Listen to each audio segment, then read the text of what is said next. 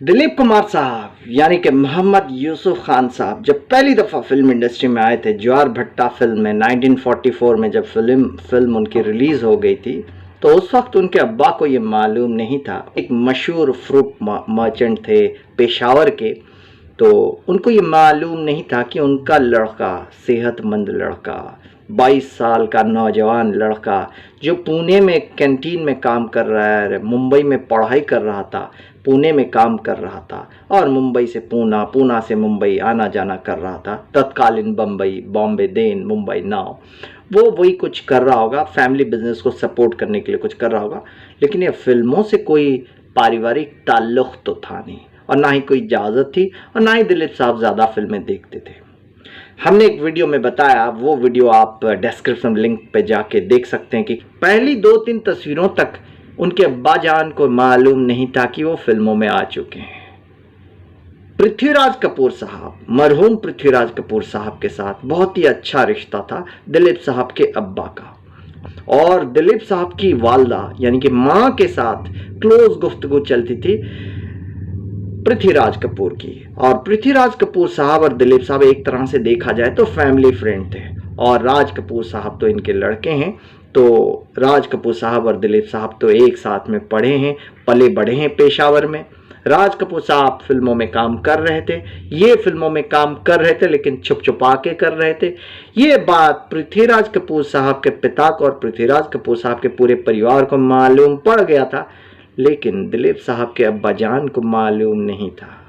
गुस्से भर तबीयत वाले उनके अब्बा जान एक बार चर्च गेट में चल रहे थे, फिरते फिरते अचानक पृथ्वीराज कपूर साहब के अब्बा जान मिल गए और कहे, जानते हो क्या हुआ ना? क्या है बताओ ना? ये जो दिलीप कुमार नाम का एक लड़का आया है फिल्मों में। उन्होंने कहा, मैं तो ये नहीं जानता हूँ कौन क्या है फिल्म में, मैं तो ज़्यादा कोई, हम लोग इतना समझते भी नहीं है, आप लोग बताओ ना। वो दरअसल तुम्हारा ही लड़का है, उसकी पोस्टर लगी हुई है वहाँ पे, चलो मरीन लाइन्स में दिखाता हूँ।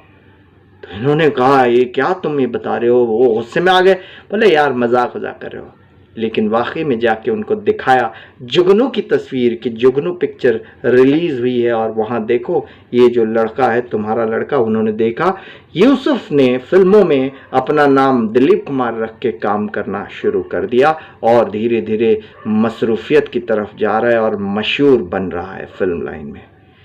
ये सुन के अब्बा जान गुस्से में और आ गए और लाल लाल होके आए और डांटना शुरू कर दिया। और दिलीप साहब उसके बाद, अब्बा इस दरवाजे से निकलते थे तो दिलीप साहब इस दरवाजे से निकल जाते थे, अब्बा इधर से और वो इधर से, छुप छुपा के फिरते फिरते, छुपते फिरते रहे। लेकिन बाद में जब बिजनेस में उन्होंने थोड़ा निवेश किया, फिल्मों से कमाई की, कहा कि मैं फैमिली बिजनेस को सपोर्ट करने के लिए मुझे पैसों की ज़रूरत थी, मैंने किया है, तो धीरे धीरे उनके संबंध भी सुधर गए। ऐसी कोई बात नहीं थी, एक मोहब्बत, मीठी मोहब्बत का ये अनोखा अंदाज था।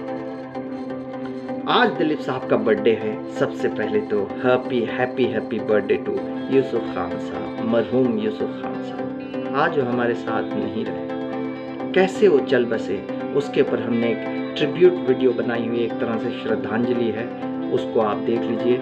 ये इसी वीडियो के दौरान आपको उसकी लिंक मिल जाएगी, कृपया उसको देखें और दिलीप साहब की आत्मा शांति के लिए प्रार्थना करें। भावुकतावश आज उनकी पत्नी, उनकी बेवा, सबसे बड़े फख्र महसूस करने वाली हिंदुस्तान की कोहिनूर की पत्नी सायरा बानो जी ने एक पत्र लिखा है। खूबसूरत अदाकारी के साथ उन्होंने अपने कलम के माध्यम से लिखा है, बहुत ही खूबसूरत लफ्जियात का इस्तेमाल किया उन्होंने, बहुत ही ज़बरदस्त संदेश उन्होंने दिया, प्रेम का संदेश दिया।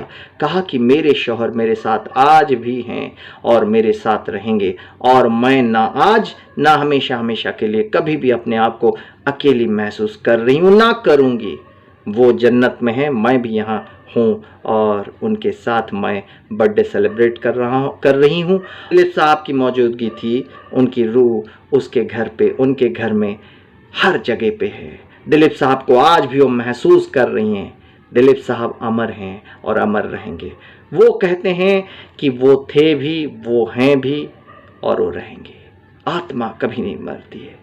देखिए कितनी खूबसूरत बात है, कितनी खूबसूरत श्रद्धा है, कितनी बड़ी श्रद्धा वाली बात है, कितना सम्मान पूर्वक वो बात कर रही हैं। यही तो खूबसूरती है इंसानियत की, और यही तो खूबसूरती है ये ऐसे महान फनकार की। आप हमारे साथ जुड़े रहिए इस बर्थडे स्पेशल में। हमने शुरू किया था एपिसोड 5 दिसंबर से, तो उसके ऊपर एक हमारा छोटा सा एक इमोशनल इंस्टाग्राम रील है, वो भी डिस्क्रिप्शन में दिया गया है, उसको ज़रा देखिए और बड़ी खुशी आप भी महसूस करिए, मैं भी खुशहाली के साथ खुशियाँ बांटता रहूँ, यही दुआएं मांग रहा हूँ, यही दुआएं आप भी मांगिए। दुआओं में बड़ी ताकत है। ओम साई राम, जय साईनाथ। सबका मालिक एक है, चाहे वो अल्लाह हो, ईश्वर हो। पेशावर की कड़कती हुई सर्दी में पैदा हुए थे दिलीप साहब।